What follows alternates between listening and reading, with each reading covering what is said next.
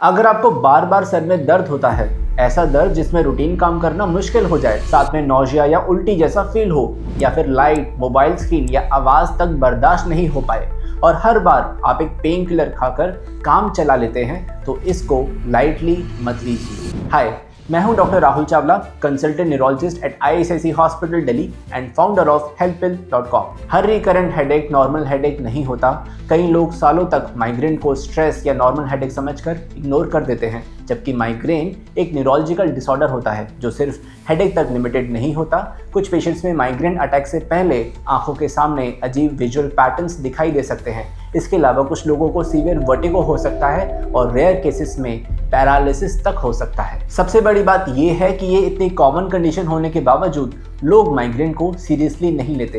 Headache होने पर सालों तक लोग पेन किलर्स खाते रहते हैं, ना न्यूरोलॉजिस्ट को दिखाते हैं, ना लाइफस्टाइल मेजर्स फॉलो करते हैं एंड अल्टीमेटली कुछ लोगों की एक्सेसिव पेन किलर्स खाने की वजह से किडनी में भी डैमेज स्टार्ट हो जाता है। अब आपके साथ ऐसा ना हो, इसलिए आज हम इस वीडियो में सिंपल लैंग्वेज में समझेंगे कि माइग्रेन और नॉर्मल हेडेक में आखिर क्या फ़र्क होता है, माइग्रेन होता क्यों है, ब्रेन के अंदर माइग्रेन के दौरान ऐसे क्या बदलाव होते हैं, माइग्रेन के कुछ कॉमन ट्रिगर फैक्टर्स जिसे आप अवॉइड कर सकते हैं, और एपिसोडिक माइग्रेन धीरे धीरे क्रॉनिक माइग्रेन में आकर कैसे बदल सकता है। अब देखिए, माइग्रेन कोई रेयर कंडीशन नहीं होती। दुनिया भर में लगभग 12 से 15% लोगों को माइग्रेन हो सकता है, यानी कि हर 7 में से एक आदमी को माइग्रेन अपनी लाइफ में कभी भी हो सकता है। माइग्रेन का इम्पैक्ट सिर्फ हेडेक तक ही लिमिटेड नहीं रहता, ये लोगों की प्रोडक्टिविटी को भी कम करता है। माइग्रेन की वजह से लोग ऑफिस में ठीक से काम नहीं कर पाते, बॉस की डांट सुननी पड़ती है, स्टूडेंट्स की स्टडीज इफेक्ट होती हैं। अगर एग्जाम वाले दिन माइग्रेन हो जाए तो रिजल्ट तक खराब हो सकते हैं। फैमिली फंक्शन या इंपॉर्टेंट इवेंट के दिन अगर माइग्रेन अटैक आ जाए तो पूरा प्लान खराब हो जाता है। एक और इम्पॉर्टेंट पैटर्न ये है कि माइग्रेन फीमेल्स में मेल के मुकाबले लगभग 2 से 3 गुना ज़्यादा कॉमन होता है और सबसे ज़्यादा ये 15 से 50 साल की एज ग्रुप में देखा जाता है, यानी कि वही एज ग्रुप जहाँ पर स्टडीज़, फैमिली रिस्पॉन्सिबिलिटीज़ और ऑफिस का वर्क ज़्यादा होता है। सबसे बड़ी प्रॉब्लम ये है कि लोग माइग्रेन को पहचान ही नहीं पाते, क्योंकि उन्हें लगता है कि माइग्रेन और नॉर्मल हेडेक दोनों एक ही चीज़ होती है। हेडेक और माइग्रेन एक ही चीज़ नहीं होती। असल में हेडेक खुद एक सिम्टम है जो कि अलग अलग कंडीशंस में हो सकता है, जैसे कि टेंशन टाइप हेडेक, साइनस की प्रॉब्लम, ब्रेन की कोई भी सीरियस कंडीशन, सर्वाइकोजेनिक हेडेक्स। इस तरह हेडेक के मल्टीपल कारण हो सकते हैं और माइग्रेन उसका एक बहुत ही इंपॉर्टेंट कारण है। अब यहाँ पर एक और कॉमन कंफ्यूजन होता है। कुछ लोग टेंशन टाइप हेडेक और माइग्रेन को समझने में मिस्टेक कर देते हैं, लेकिन दोनों का पैटर्न काफ़ी अलग होता है। टेंशन टाइप हेडेक में अक्सर सर पर पेन, प्रेशर या टाइटनेस जैसा फील होता है, जैसे कि सर पे किसी ने टाइट सा बैंड बांध दिया हो। इसमें पेन दोनों तरफ होता है और ज़्यादातर लोग अपना काम कंटिन्यू कर सकते हैं। मूवमेंट से भी कुछ खास फर्क नहीं पड़ता, लेकिन माइग्रेन का पैटर्न इससे काफ़ी अलग होता है। माइग्रेन में पेन अक्सर थ्रॉबिंग टाइप का होता है। रूटीन फिजिकल एक्टिविटी से पेन और ज़्यादा बढ़ सकता है।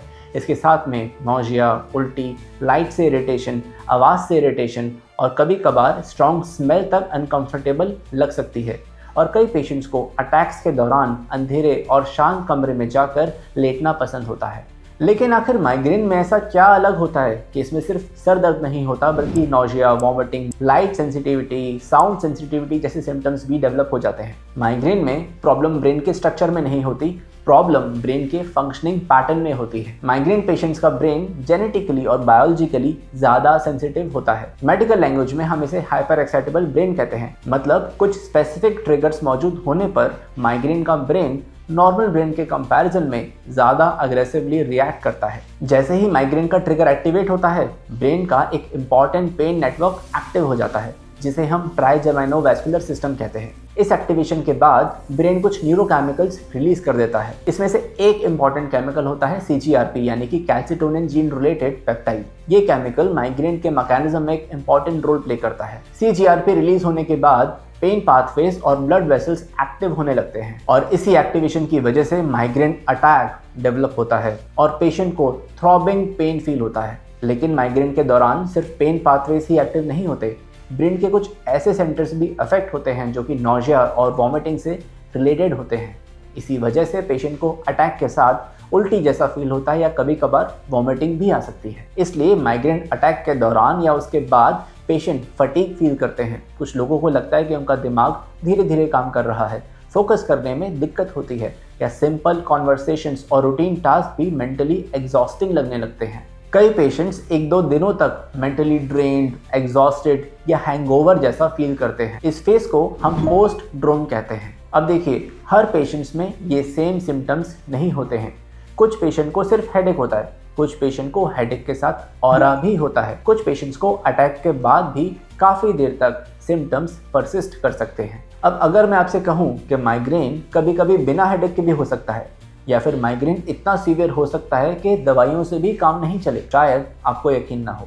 लेकिन माइग्रेन सिर्फ एक हेडेक डिसऑर्डर नहीं होता, ये ब्रेन के अलग अलग नेटवर्क्स को अफेक्ट कर सकता है और कभी कभी ये माइग्रेन कॉम्प्लिकेटेड भी हो जाता है और इसी वजह से कुछ पेशेंट्स में माइग्रेन के सिम्टम्स अनयूजुअल से भी लग सकते हैं। सबसे पहले हम बात करते हैं वेस्टिबुलर माइग्रेन की। इसमें माइग्रेन ब्रेन के उन एरियाज को अफेक्ट करता है जो कि बैलेंस और मूवमेंट को कंट्रोल करते हैं, जिसकी वजह से पेशेंट को अचानक सीवियर वर्टिगो यानी कि बहुत तेज चक्कर आने जैसा लग सकता है। बैलेंस बिगड़ सकता है, चलने में लड़खड़ाहट तक हो सकती है और कुछ लोगों में तो इन अटैक्स के दौरान हेडेक या तो बहुत माइल्ड होता है या होता ही नहीं है।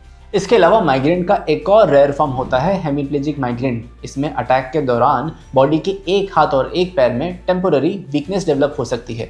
पेशेंट को हाथ या पैर में ताकत कम लग सकती है, चीज़ें पकड़ने में दिक्कत हो सकती है और कई बार ये सिम्टम्स स्ट्रोक जैसे भी लग सकते हैं। लेकिन माइग्रेन में ये वीकनेस आमतौर पर टेम्पोररी होती है और अपने आप कुछ ही देर में सेटल हो जाती है। इसके अलावा माइग्रेन में एक बहुत ही फैसिनेटिंग लेकिन अनकॉमन फिनोमिनन देखने को मिलता है। इसे हम कहते हैं एलिस इन वंडरलैंड सिंड्रोम। इसमें प्रॉब्लम आंखों में नहीं होती, बल्कि ब्रेन सेंसरी इंफॉर्मेशन को टेम्पोररीली डिस्टॉर्टेड तरीके से प्रोसेस करने लगता है। इसकी वजह से कुछ लोगों को चीज़ें अपने एक्चुअल साइज से बहुत ही बड़ी या बहुत ही छोटी नज़र आ सकती हैं। कभी ऑब्जेक्ट्स बहुत दूर या बहुत पास महसूस हो सकते हैं। कुछ पेशेंट्स को लग सकता है कि टाइम स्लो मोशन में चल रहा है, जबकि कुछ को सब कुछ अननेचुरली फास्ट फील हो सकता है। अब ये तो थे माइग्रेन के कुछ अनयूजुअल प्रेजेंटेशंस, लेकिन कुछ रेयर सिचुएशंस में माइग्रेन कॉम्प्लिकेशंस भी कॉज कर सकता है। कई बार लोगों को माइग्रेन का सीवियर अटैक होता है, इतना तेज जिसमें कि पेन किलर्स भी काम नहीं करते। लोगों को इतना सीवियर नोजिया या वॉमिटिंग फील होती है कि उनको हॉस्पिटल में एडमिट होना पड़ता है। कभी कभी इस केस में हमें पेशेंट को स्टेरॉइड्स या फिर आईवी मेडिकेशन देनी पड़ती है। इसे हम कहते हैं स्टेटस माइग्रेनोसिस और ये एक मेडिकल इमरजेंसी होती है। स्टेटस माइग्रेनोसिस के दौरान माइग्रेन का अटैक 72 घंटे से ज़्यादा तक चल सकता है। इसमें सीवियर पेन, नोजिया, वॉमिटिंग की वजह से पेशेंट को हॉस्पिटल में ट्रीटमेंट की ज़रूरत पड़ सकती है। माइग्रेन की एक और रेयर कॉम्प्लिकेशन होती है परसिस्टेंट ऑरा विदाउट इन्फॉक्शन। इसमें ऑरा सिम्टम्स अटैक खत्म होने के बाद भी कई दिनों तक बने रह सकते हैं। यूजुअली ऐसे केसेस में अगर हम ब्रेन स्कैन कराते हैं तो स्ट्रोक का कोई एविडेंस नहीं मिलता, बट रेयर सिचुएशन में माइग्रेन के अटैक्स के दौरान एक्चुअली स्ट्रोक भी हो सकता है। एक और कॉम्प्लिकेशन जो कि न्यूरोलॉजिस्ट रिलेटिवली ज़्यादा देखते हैं वो होती है मेडिकेशन ओवरयूज हेडेक। जब हेडेक मेडिसिन को बहुत ही फ्रीक्वेंटली लिया जाता है तो धीरे धीरे वही मेडिकेशंस रोज़ के हेडेक का रीज़न बन सकती हैं। यानी कि पैराडॉक्सिकली दर्द की दवाएं ही दर्द को बढ़ा देती हैं। अब हम एक बात तो समझ गए कि माइग्रेन हर पेशेंट में एक जैसा बिहेव नहीं करता। कुछ पेशेंट्स को सिर्फ हेडेक होता है, कुछ पेशेंट्स को हेडेक के साथ ऑरा और कुछ पेशेंट्स में रेयरली सीरियस न्यूरोलॉजिकल कॉम्प्लिकेशंस भी डेवलप हो सकती हैं। अभी हमने माइग्रेन के कुछ अनयूजुअल न्यूरोलॉजिकल सिम्टम्स और कॉम्प्लिकेशंस की बात की, लेकिन इनमें से कई सिम्टम्स के पीछे कॉमन मैकेनिज्म हो सकता है और वो होता है ऑरा। ऑरा सिर्फ विजुअल ही नहीं होता। कुछ पेशेंट्स में हाथ या चेहरे में सुनपन या टिंगलिंग हो सकती है। कुछ पेशेंट्स को एटिपिकल स्मेल आ सकती है। हर माइग्रेन पेशेंट को ऑरा हो ये ज़रूरी नहीं, लेकिन जिन पेशेंट्स को ऑरा होता है उनके अंदर स्ट्रोक के रिस्क ज़्यादा देखने को मिलता है, खासकर उन लोगों में जो कि स्मोकिंग करते हैं या estrogen containing oral contraceptive pills use करते हैं। अब हमने ये तो समझ लिया कि माइग्रेन के दौरान दिमाग में क्या बदलाव होते हैं, लेकिन आखिर वो कौन से ट्रिगर्स होते हैं जिनकी वजह से माइग्रेन का अटैक होता है। माइग्रेन अटैक्स की शुरुआत ब्रेन से नहीं होती, हमारी डेली रूटीन की छोटी छोटी गलतियों से होती है। अगर आपको बार बार माइग्रेन होता है तो सिर्फ मेडिसिन लेना ही काफ़ी नहीं है। सबसे ज़रूरी है कि आप अपने ट्रिगर्स को पहचानें। माइग्रेन का अटैक अक्सर इन 5 चीज़ों की वजह से ट्रिगर होता है। पहला, खाना स्किप करना। अगर आप टाइमली ब्रेकफास्ट नहीं करते हैं, काफ़ी देर तक भूखे रहते हैं, या कई बार लोग व्रत रख लेते हैं, तो इससे ब्लड ग्लूकोज का लेवल ड्रॉप हो सकता है, जो कि माइग्रेन को ट्रिगर कर सकता है। दूसरा, नींद की कमी। रात को अगर नींद ठीक से पूरी नहीं हो पाई या सोने का कोई फिक्स टाइमिंग नहीं है, तो इससे ब्रेन माइग्रेन के लिए और भी ज़्यादा सेंसिटिव हो जाता है। तीसरा, dehydration. Dehydration is a biggest ignored factor for migraine.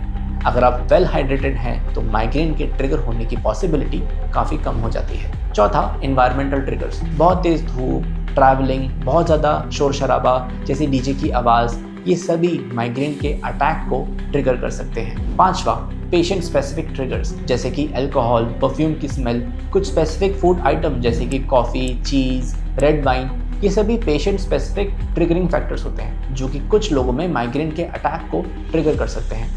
Interestingly, caffeine कुछ लोगों में माइग्रेन को रिलीव करती है, लेकिन कुछ लोगों में ट्रिगर का काम भी कर सकती है। यानी कि सभी पेशेंट्स में माइग्रेन के ट्रिगर्स एक जैसे नहीं होते। कुछ लोगों को माइग्रेन ओकेशनली होता है, महीने में 1-2 बार, 6 महीने में 1 बार, साल भर में 1 बार, जबकि कुछ लोगों को काफ़ी फ्रीक्वेंटली हेडेक्स भी होते हैं जो कि रूटीन लाइफ का हिस्सा बन जाते हैं। इसलिए माइग्रेन को ब्रॉडली 2 कैटेगरीज में डिवाइड किया गया है। पहला होता है एपिसोडिक माइग्रेन, जहाँ पर हेडेक महीने में 15 दिन से कम आता है। दूसरा होता है क्रॉनिक माइग्रेन, यहाँ पर हेडेक महीने में 15 से ज़्यादा दिन आने लगता है। यही वो स्टेज है जहाँ माइग्रेन का बर्डन काफ़ी ज़्यादा बढ़ जाता है। पेशेंट को लगता है कि हेडेक अब ओकेशनल अटैक नहीं रहा, बल्कि रूटीन लाइफ का हिस्सा बन चुका है। इसलिए माइग्रेन को अर्ली स्टेज पर आइडेंटिफाई और मैनेज करना बहुत ज़रूरी बन जाता है, ताकि अटैक्स धीरे धीरे क्रॉनिक पैटर्न में कन्वर्ट ना हो जाए। और इसी पॉइंट पर एक इम्पॉर्टेंट सवाल उठता है कि माइग्रेन को क्रॉनिक फेज में जाने से आखिर कैसे रोका जाए। क्या हर पेशेंट को प्रिवेंटिव मेडिकेशन की ज़रूरत पड़ती है? माइग्रेन की प्रिवेंटिव या प्रोफाइलैटिक मेडिकेशंस आखिर कैसे काम करती हैं? और बार बार पेन किलर लेने से हेडेक और ज़्यादा क्यों बढ़ जाता है? इन सब सवालों के जवाब हम नेक्स्ट वीडियो में डिटेल में समझेंगे, और उन लाइफस्टाइल चेंजेस की जो कि लॉन्ग टर्म में माइग्रेन को कंट्रोल करने में इम्पॉर्टेंट रोल प्ले करते हैं। अगर आपको वीडियो पसंद आई तो प्लीज़ इसे लाइक करें, चैनल को सब्सक्राइब करें, और अगर आप चाहते हैं कि हम एक स्पेसिफिक टॉपिक पर वीडियो बनाएं तो प्लीज़ अपनी राय हमें कमेंट सेक्शन में ज़रूर बताएं।